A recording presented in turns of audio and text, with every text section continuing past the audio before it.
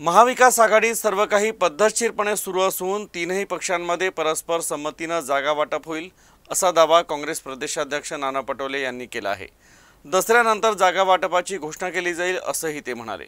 तसंच महायुती सरकारवर टीका करत युती सरकारला सत्तेवरून हटवण्यासाठी प्रत्येक जागेचा सविस्तर अभ्यास करूनच उमेदवारांची यादी जाहीर केली जाईल असंही नाना पटोले यांनी सांगितलं।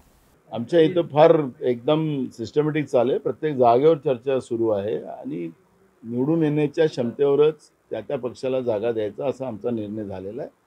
त्याला थोडा वेळ लागेल, एक दिवस लागेल, 2 दिवस लागेल, पण जागा वाटप हा योग्य पद्धतीने केला जाणार अशा पद्धतीचा निर्णय आहे।